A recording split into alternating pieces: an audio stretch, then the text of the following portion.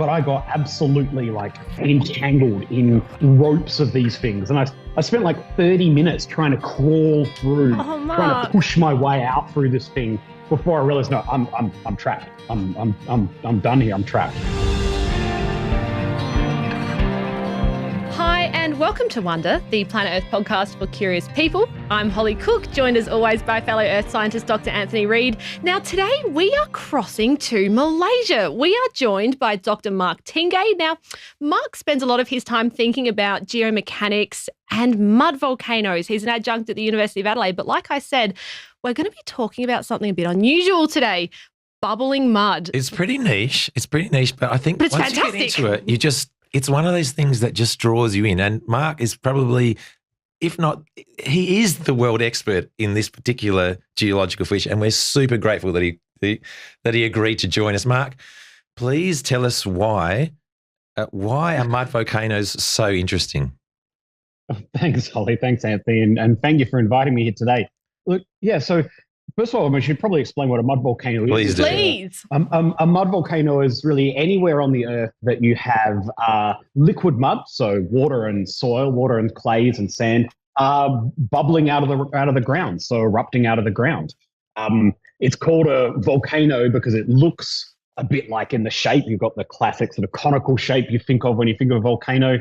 Mud volcanoes often have that conical shape, but they're usually very, very small, and they're erupting mud. So hence the name mud volcano. So there's about 1,000 of them on land and several thousand of them under the sea. And yeah, I've been studying those for quite passionately for about 25 years. Gosh, I don't think there's anybody more passionate. There's nobody more passionate about mud volcanoes than you, Mark, and that's super exciting. So, okay, so it's got mud and it's a volcano, but are these features at all related to, I don't know how to say this other than actual volcanoes? Don't be insulting now. I think they're real volcanoes. I don't know what to say. I've been thinking about that question for ages. I call them normal volcanoes. I might call them spicy volcanoes, but yeah, normal volcanoes. Stroke boring. No, normal. Magmatic volcanoes. Magmatic volcanoes, thank you. Lava and all the hot stuff. So the answer to your question is yes and no. Okay. So there's like 3 types of volcano. And I loosely refer to them as cold, hot, and then there's the other one I don't talk about too much called Serpentine. The hot mud volcanoes are, as the name says, they're hot. They're where the mud coming out is bubbling. It's usually boiling hot, so 100 degrees or very close to 100 degrees Celsius. And those mud volcanoes are linked to the normal magmatic volcanoes. They tend to be actually very close to or above, or these are the sort of geothermal fields. If anyone's been to like Rotorua, New Zealand, or Yellowstone, where you see these sort of hot bubbling mud pools, those are the hot mud volcanoes. Mm-hmm. And they are, they're actually they're different from the other types, not just because they're hot, but also because of what's underneath them, what we call the plumbing system, so how they're fed. They actually tend to be quite shallow. The mud coming up is actually from a very shallow depth, and it's driven by the heat. So it's the hydrothermal energy, the hydrothermal effects of the volcano. So this is heat, type, heat from the magma that might be residing in some sort of magma chamber. It's affecting the surrounding rock. That's what you're saying, right?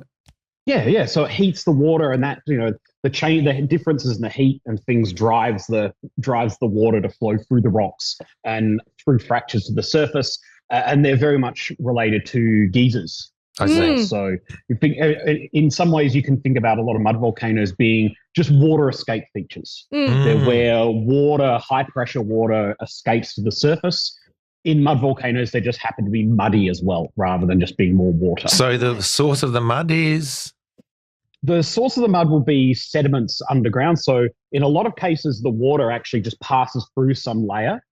And then picks up all the sediment, all the clay and the sand and other bits and pieces. Yeah, I'm really glad you said Rotorua because I've been there before, and I think when I first went there, it was smelly.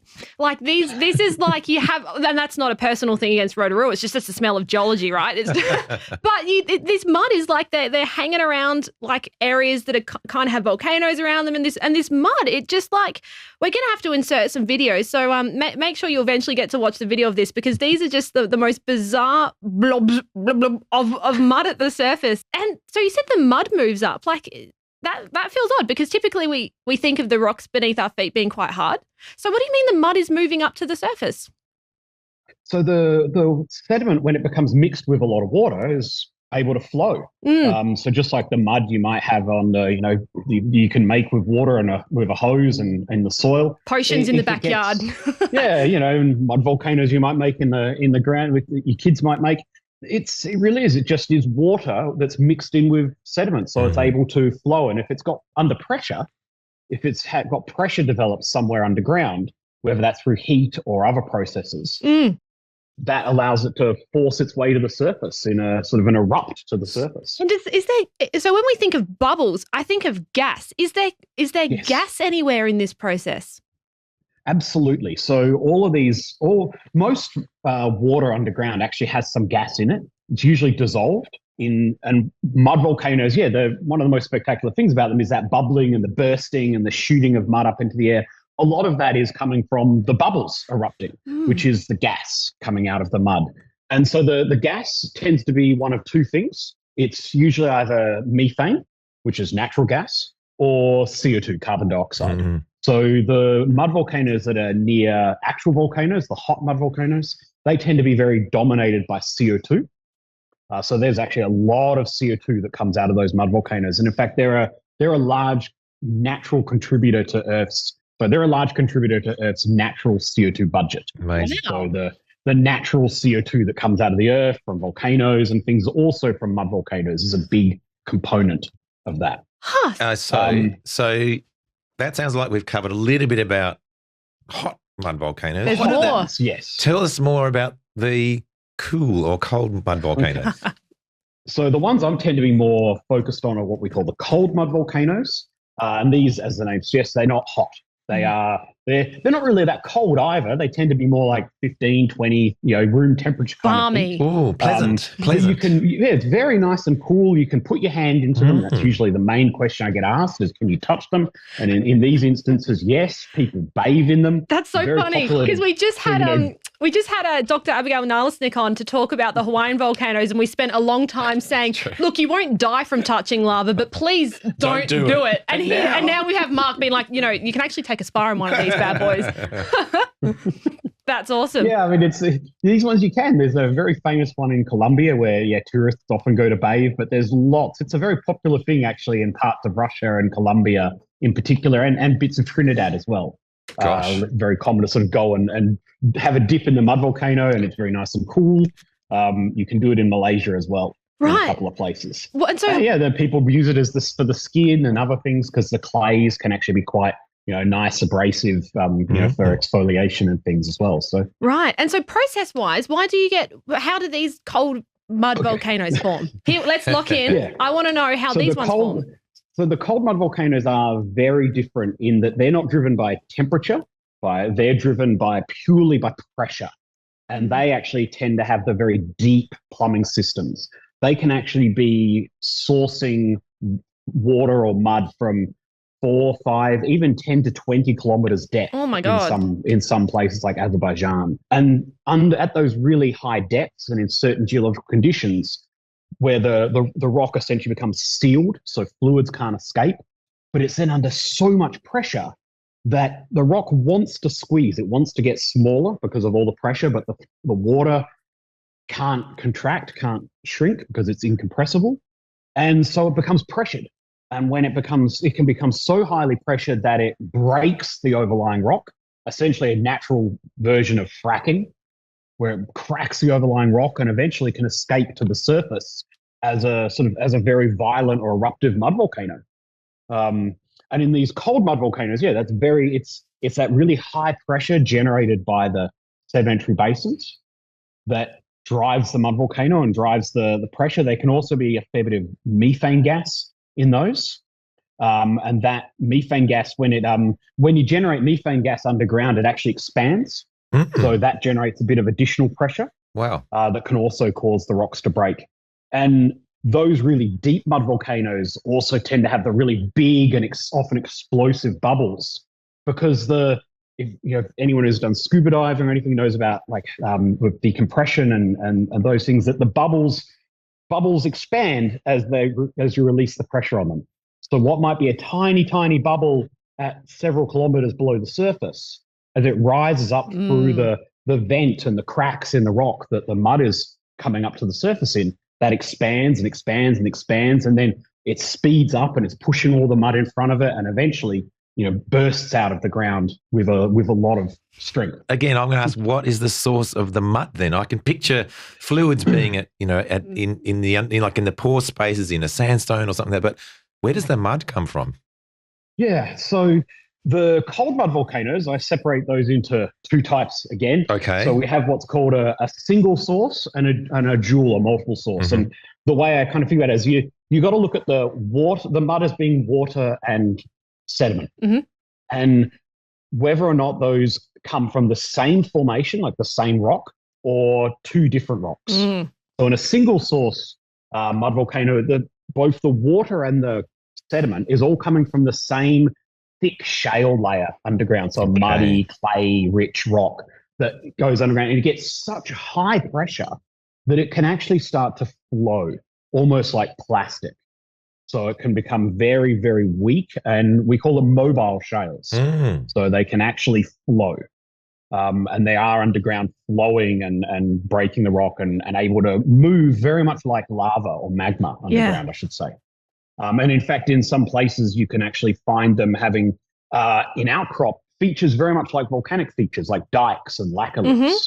So, I've looked at, there's a great area where I did my PhD where you have these really thick dikes of shale that are like 1/2 meter wide. Wow. And they look to anyone like they'd be a volcanic feature, but they're actually just high pressure. This is incredible. This is incredible because one of the questions, Anthony and I, we sort of go, goodness, like where are we even going to start with our next guest? And Mark, the conversations Anthony had while watching some of these videos was hilarious. But my mind, I think about magma a lot in my research. I'm sort of always thinking about how magmas leave their imprint in deep geology. And it's kind of sounding like, you're talking about mud and water and flow and breaking and, water being sourced from different parts than the sediment is being sourced. I'm thinking, God, and 20 kilometers deep, no less. This is a system. Like, this isn't just a mud potion at the surface. This is a system with like the weirdest roots down deep beneath the surface. So tell me more about, can you see these mud volcanoes in geologic time? Like, it's here. I'm hearing that you can you have dikes and sills. Are these artifacts that you can track in geology in time? Yes, you can, but it's not very common. So it's definitely a lot harder to find good examples in outcrop than it is for things like volcanoes, normal volcanoes. And the part of the reason there is that these are sedimentary rocks, so they're weaker, so they tend to not last as long. They're more often eroded. The environments that these features often form in tends to be a very active environment. So it's often where rocks are being squeezed together, like in mountain belts. And they can be very, again, eroded over time. But yes, you absolutely do see them in outcrop in places. So in Brunei, it's very young. You're talking only a few million-year-old sort of rocks, but you definitely do see them. But there are examples of them found much, much older. Now, I'm actually struggling to, terrible because I'm a South Australian, but there is actually an example in Hallett Cove of a Neoproterozoic mud volcano. That I think Galen Haverston actually worked on like 20, 30 years ago. Okay, Holly. We've got to go and find that. Yeah. But I was actually trying to find it last night and I couldn't find the paper. And I know he took people out to see it a number of years ago. And I've never been to see it. There you go. Right. Of me. So I don't know exactly where it is, but there is supposedly a fossilized mud volcano around the corner in Hallett Cove, so the opposite end to where you. This is so good. Okay. So this is way too. This is more for you guys. I know this is great. Just for anyone that doesn't know, people who are listening on a podcast, but correct. This is entirely for Anthony and I. Very niche. Very niche. So let me get that. But there are really old mud volcano examples. So there are some that I've heard about from the Neoproterozoic and seen. There was a paper a year or two ago showing an example, fossilized example in Kuwait. I can't remember exactly the age, but it was quite old. And if I go now to the third type of mud volcano, these are what we call serpentine mud volcanoes. And they're a very special type that they essentially link to serpentinization. So they're only found on subduction zones. So they're found in that area of a subduction zone between the trench and the volcanic arc, where you've got a lot of water coming off the top of the subducting slab, and then that's flowing through. It's from that process of serpentinization, which produces all the water, and that flows through the rocks and can create mud volcanoes on the seabed in that zone. And those are called serpentine mud volcanoes. They're very famously studied, particularly in the Mariana Trench area, but in many other places. They're only underwater, so that's one of the reasons I don't study them as much there. And they're a very unique type. They're actually the biggest. They can be up to sort of 20 kilometers in diameter and several kilometers high. My understanding on this, from what I've heard, they can be big things. That's a huge amount. Huge. That's very large, Mark. That's very large. Yeah. But where I'm going back to your question on old is that's actually, those type of mud volcanoes are actually one of the leading ideas or theory or hypotheses for where life effectively started on planet Earth. And they have been found in Archean times in places like, I believe, Greenland or Canada. I can't remember if it was Greenland or Newfoundland, that sort of area. And the hypothesis is that you often hear about like life starting in things like the volcanic vents, like the black smokers, because, hot and all the minerals. But the actual environment of those black smokers, while it's quite conducive for generating life, is very poor for that life being able to spread away from the vent. Yeah. So outside that really extreme environment, it's very hard for life to actually escape away from it. Mud volcanoes also have those serpentine mud volcanoes have an extremely ultra basic and very extreme environment that is also very conducive for the sort of initiation of life. But it's a much more gentle environment for life to propagate out away from. So it's one of these ideas actually about how life may have initiated and propagated out into the oceans is not from the black smokers, but potentially from these serpentine mud volcanoes that would have been around from whenever subduction started. Oh, Mark, you've won me. You've done it. That is why mud volcanoes are bloody cool. That is really fantastic. In my mind just then, I was sort of thinking, right, so we have these mud volcanoes that are related to subduction zones that are occurring on the ocean floor, because we actually, I think, full transparency, we're recording this only a day after a really huge earthquake has hit up, I think it's far eastern Russia essentially, but that's a subduction-related earthquake. So I'm sitting here in the present day, like in our 2025 going, I'm wondering where the mud volcanoes are hanging around in today's world. And you actually just threw us back into the origins of life and the spread of life. So it's these bubbling muds have a wonderful journey through the deep earth into things that are still occurring on the ocean floor today. Absolutely, yeah. No, they're quite amazing features. So, it didn't take me long to kind of really get quite excited and passionate about them. I think the first time you go out and see one, they're bubbling away as a geologist. It's amazing. So, Mark, your enthusiasm for mud volcanoes has obviously taken you across the world. You've obviously visited a lot of these places. Has there been a time perhaps when you've had a little bit of trouble? I can imagine that studying some of these things, you have to get yourself into weird places. You're going to have to go to some places where you wouldn't ordinarily go. Give us some of your field stories, Mark. Where have you been?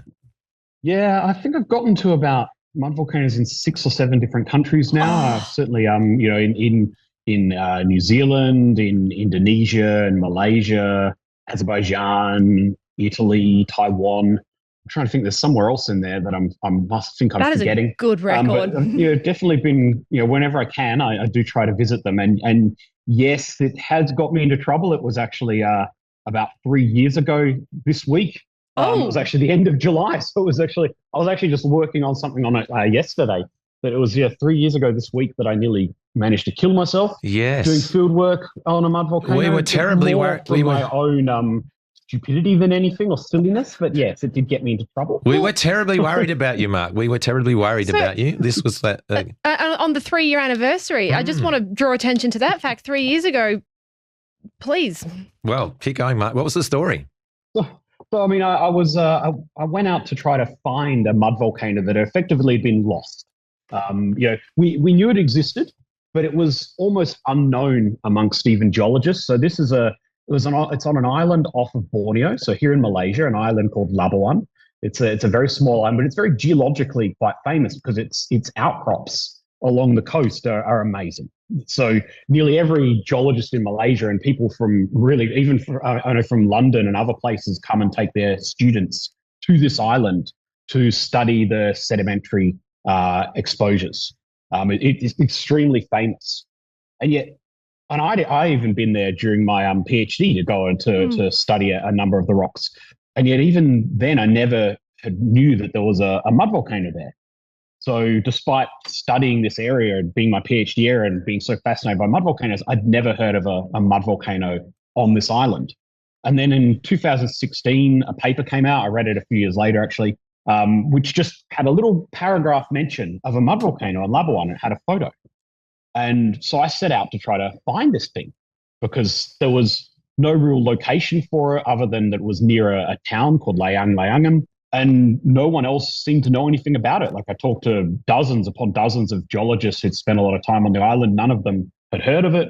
I talked to the author of the paper, and he had coordinates, but he said they're pretty sure they're wrong. And when we looked at the coordinates, they were inside essentially a building complex. So there's no way that was a lost mud volcano.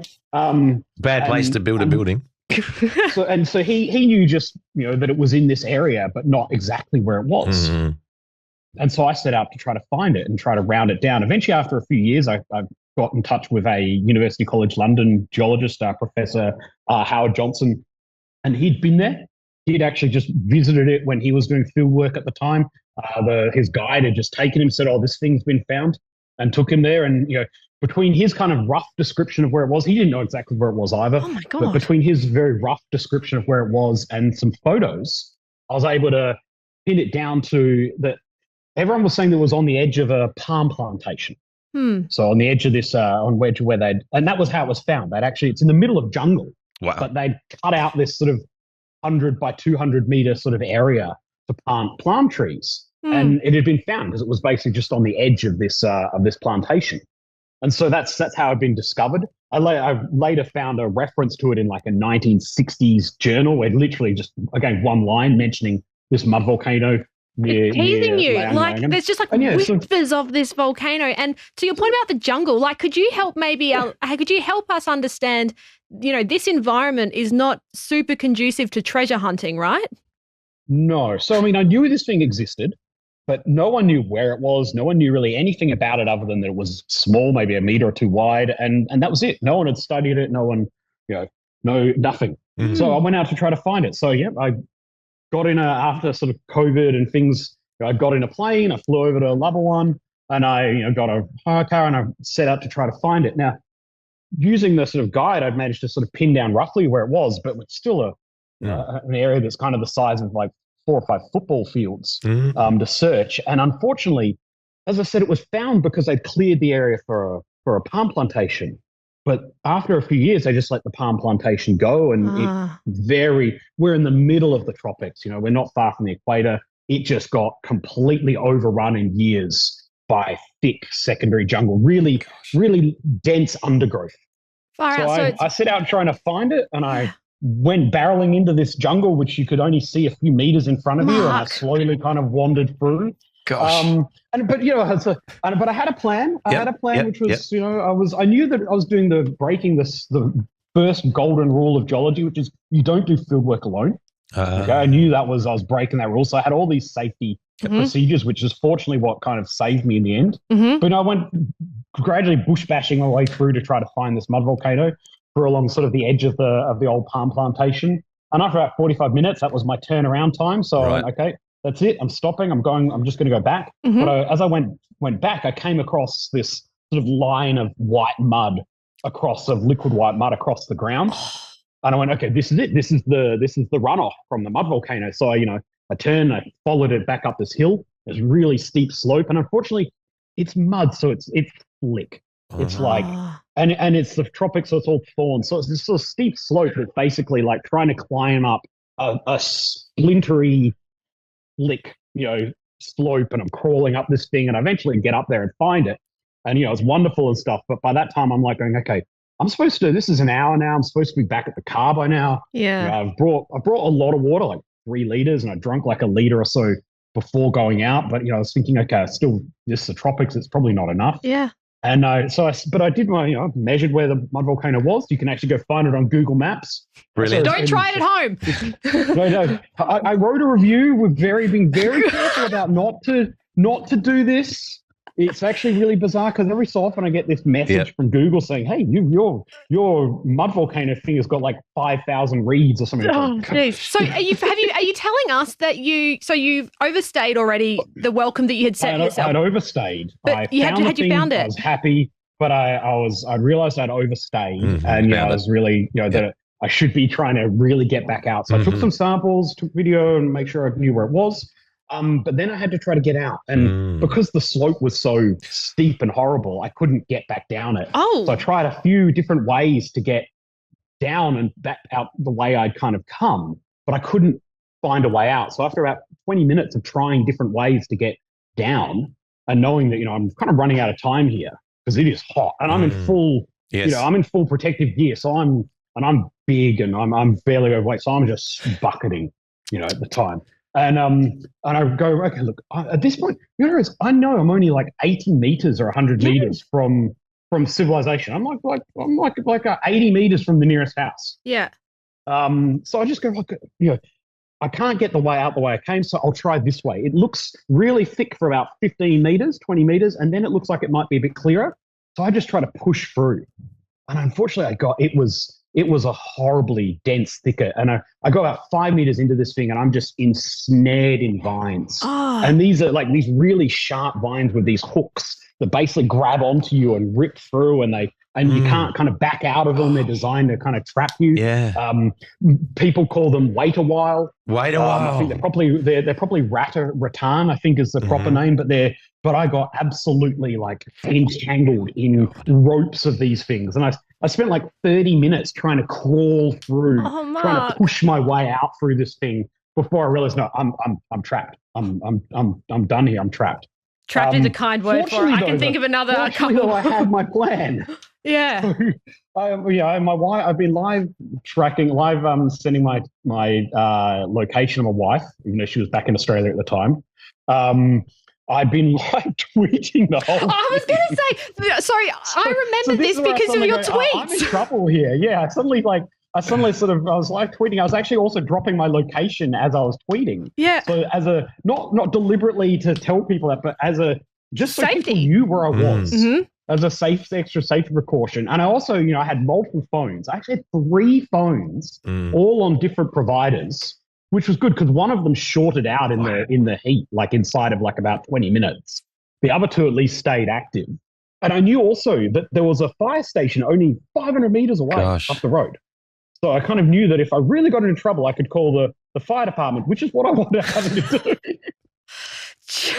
And having to explain to this bunch of these Malaysians, like, I'm in the jungle just like up the road, and I'm trapped in vines, and this is roughly where I am, and I'm dropping them pins and stuff, and they I even put the drone up. I even put my drone up so I could kind of see like this blinking thing. They couldn't really see it very well though. And it took them about an hour and a half to basically get organized, drive the 500 meters up the road, figure out, triangulate where I was, because they didn't kind of believe the location they were getting from the phone. And it was also quite funny because geologists, I had a compass and something. So they're telling me, they're honking the horn and saying, "Oh, what direction is it?" From the, and I'm going, "Okay, it's a bearing of," and they're going, "No, what direction is it? North or west?" And so they triangulated my position. It took them about 40 minutes to hack their way into me. And I've got a great photo where they found me. The first rescue is only like 5 meters away, and you can't even see him. It's so thick that he's in bright orange day glow, and you can't even see him 5 meters away through the but they cut me out, and we walked our way back. It's only 80 meters. Like once they hacked me out and we had a path through, it was 5 minutes to get back out. And I really probably, if I hadn't had communication, and people hadn't known where I was, I could have easily died of dehydration. I'd already run out of water by that time. I've been in there for a couple of hours, even with the sort of 3 liters and drinking a lot beforehand. I didn't bring enough. I should have brought 4 or 5, even for thinking I'm only going out for an hour. But of course, it then snowballed even more. So because I got shredded by all these vines, I wound up getting like 300 splinters.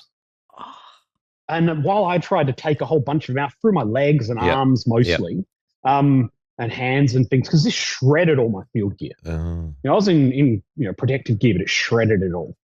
And so I flew back to Kuala Lumpur, and I was trying to get all these. I'm about to run out of battery. I was trying to get all these splinters out, and I realized that I couldn't get them all out. And I went to the doctor, and he just went, it's getting infected. You go to hospital right now. Sheesh. So I went straight to the emergency department, and they were like, yep, we're going to have surgery. And it was like 5 hours of microsurgery to get these 300 splinters out. And, because I was getting infected, I was getting sick from those. And then it snowballed again because they gave me some medication that I got allergic to. And then they had to put me on oxygen for a couple of days. And so this going out to find the mud volcano, which I found, and sampled, you found it, wound up resulting in me spending a week in hospital. Gosh, Mark, I think that wins trophy for like Tale of the Wonder podcast. It's going to be hard to beat. It's not going to get beaten. Incredible story. We're so glad. It's a bit silly of me, but yeah. No, we're so glad that's definitely a cautionary tale. Oh, no, absolutely. Preparation, and Mark's very experienced. He knew what he was doing. Even then, it can be very challenging to go out into the wild. So please be careful out there. Yeah. It's a good reminder that geology, we explore these beautiful places and sometimes the places win, right? So it is a cautionary tale. Thanks for sharing it, though. We really want to keep talking with you, Mark. This has been such an amazing conversation. There's so many elements to mud volcanoes that I'd never thought about, and the dynamics of the subsurface has been absolutely fascinating, Mark. I'd love to have a conversation with you again where we can perhaps tease out some more of these details. And maybe hear another story, but a success story. I mean, not just seeing the mud volcano is the success, but not 300 microsplinters and a team, a rescue team next time. You can hear how I got the term Mud Volcano Guy from the governor of Utah. Oh, right. That's the next story. That's the next story. Thanks, Mark. Thanks for joining us.